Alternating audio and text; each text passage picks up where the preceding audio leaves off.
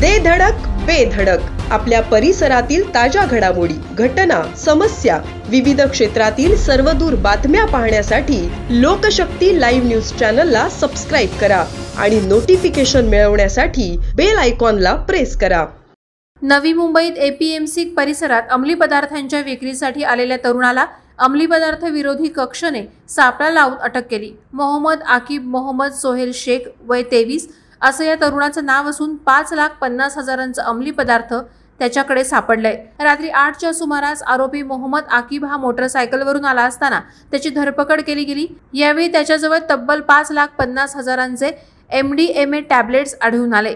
हे अंमली पदार्थ त्याने शोएब नावाच्या व्यक्तीकडून घेतल्याची माहिती समोर आली आहे। एपीएमसी पोलीस ठाण्यात या प्रकरणी NDPS कलमा अंतर्गत गुन्हा दाखल करण्यात आलाय। सध्या आरोपी पोलिसांच्या ताब्यात असून त्याने हे ड्रग्ज कुठून आणले आणि कुणाला देणार होता या संबंधात पोलीस अधिक तपास करत आहेत।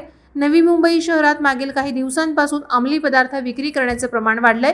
याच पार्श्वभूमीवर नवी मुंबई पोलिसांकडून पोलीस ठाण्यांना सर्च मोहीम आणि कारवाई करण्याचे आदेश दिलेत। या आदेशानुसार नवी मुंबई परिसरात अंमली पदार्थ विक्रीचे स्पॉट आणि ठिकाणं सर्च करून आरोपींच्या मुसक्या आवळण्यास सुरुवात केली आहे। लोकशक्ती लाईव्हसाठी न्यूज ब्युरो, नवी मुंबई। अशाच सच्चाई दर्शवणाऱ्या बातम्या पाहण्यासाठी लोकशक्ती लाईव्ह न्यूज चॅनलला लाईक करा, शेअर करा आणि सबस्क्राईब करा।